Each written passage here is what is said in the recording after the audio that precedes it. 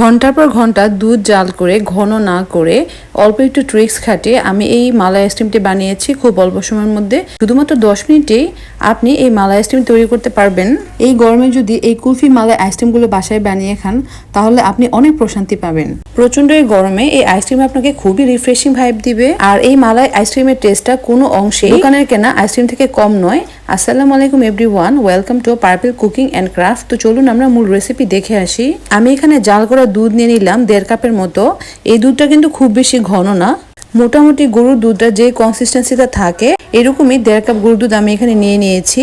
তারপর আমি এখানে দিয়ে দিলাম স্বাদ মতো কনডেন্স মিল্ক। আমি এখানে প্রায় 1/3 কাপ কনডেন্স মিল্ক ব্যবহার করেছি, তবে আপনারা চাইলে একটু কম বা বেশি করে নিতে পারেন।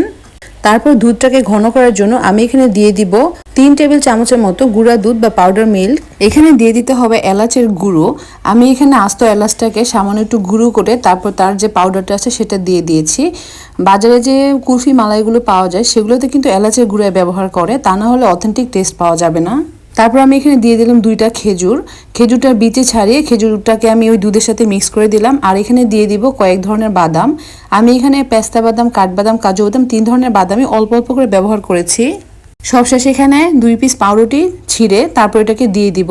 এখানে আমি যে গুঁড়া দুধ ব্যবহার করেছি এবং পাউরুটি ব্যবহার করেছি এই জিনিসটার জন্যই এই গরুর দুধটা অনেক ঘন হবে। এখানে গুঁড়া দুধ এবং পাউরুটির কারণে কিন্তু দুধটা খুব তাড়াতাড়ি ঘন হয়ে যাবে। এখন আমি সবগুলো একসাথে একটু নেড়েচেড়ে মিক্স করে নিব। তারপর চুলার ফ্লেমটা অন করে দিব। তো এটাকে আমি লো হিটে আস্তে আস্তে জাল করতে থাকবো।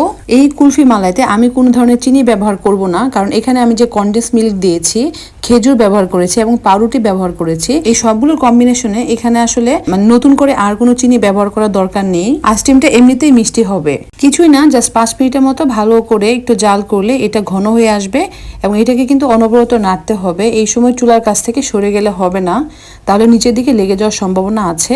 তো দুধটা যখন ঘন হয়ে আসবে তখন আমি এটাকে নামিয়ে নিব। তখন আমি এটাকে নেড়েচেড়ে ভালো মতো মিক্স করে নিব।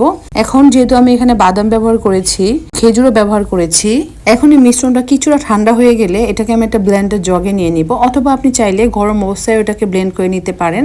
এখন আমি এটাকে ব্লেন্ডার জগে নিয়ে কয়েক সেকেন্ড এটাকে ভালো মতো ব্লেন্ড করে নিব। ব্লেন্ড করলে এটা খুব মিহি একটা পেস্টে পরিণত হবে। এখন আইসক্রিমের মিশ্রণটা একেবারে রেডি। এখন এটাকে আমি আমার পছন্দ মতো মোল্ডে নিয়ে ডিপ ফ্রিজে ঠান্ডা হতে দিয়ে দিব। তো আমি এখানে একটা স্টিলের গ্লাস ব্যবহার করেছি। আমার কাছে আসলে মালাই আইসক্রিমের যে মোল্ডগুলো থাকে সেগুলো নেই, তাই আমি আমার হাতের কাছে কাছাকাছি যেটা ছিল সেটাই নিয়েছি। তো আমি এখানে 2টা গ্লাসে ভালো মতো আইসক্রিমের এই লিকুইডটা দিয়ে দিলাম। তারপর উপরে ফয়েল পেপার দিয়ে ঢেকে দিলাম। এখন আমি এখানে ছোট যে মোলটা আছে সেটাতে একটা স্টিক দিয়ে দিলাম আইসক্রিমের। এখন এই মিশ্রণটাকে সারা রাতের জন্য অথবা 6 থেকে 8 ঘন্টার জন্য ডিপ ফ্রিজে রেখে ভালো মতো ঠান্ডা হতে দিয়ে দিতে হবে। এই তো পরের দিন আমি এটাকে নামিয়ে নিয়ে আসলাম। এখন এই স্টিলের গ্লাসটাকে 2 হাত দিয়ে সামান্য একটু গোল গোল করে ঘুরিয়ে অথবা চাইলে এটাতে একটু পানিতে ভিজিয়ে তারপর এই আইসক্রিমটাকে মোল্ড আউট করে নিতে হবে। কিছুই না, জাস্ট এই স্টিকটা ধরে আস্তে আস্তে করে টান দিলে ঘুরিয়ে ঘুরে এটা বের হয়ে চলে আসবে। দেখুন মাশাআল্লাহ, আইসক্রিমটা কিন্তু খুবই লোভনীয় লাগছে দেখতে, আর খেতেও হয়েছিল একদম দোকানে কেনা মালাই আইসক্রিমের মতোই। এখানে বাকি যে স্টিলের গ্লাসে যে আইসক্রিমটা ছিল সেটাও আমি নাইফ দিয়ে একটু ছাড়িয়ে নিয়ে আসলাম। এখন আমি এটাকে গোল গোল পিস করে কেটে নিচ্ছি। তো আপনারা আপনাদের মন মতো করে যে কোনো শেপ দিয়ে এই আইসক্রিমগুলো তৈরি করতে পারবেন, বা আপনাদের মন মতো যে কোনো শেপে এটাকে কেটে নিয়ে সার্ভ করবেন। উপরে আমি কিছু পেস্তা বাদাম দিয়ে দিলাম সুন্দর দেখানোর জন্য। এটা কিন্তু খেতে ভীষণ মজাদার ছিল। বাসায় আপনি এভাবে ট্রাই করে দেখতে পারেন। তো আশা করি আমার এই ভিডিওটা আজকে আপনাদের ভালো লাগবে। যদি ভালো লাগে তাহলে ভিডিওটা শেয়ার করে দিবেন, আমার ইউটিউব চ্যানেলটাকে সাবস্ক্রাইব করে দিবেন, আমার ফেসবুক পেজটাকে একটা ফলো দিয়ে রাখবেন। সবাই ভালো থাকবেন, সবার জন্য দোয়া করবেন। আল্লাহ হাফেজ।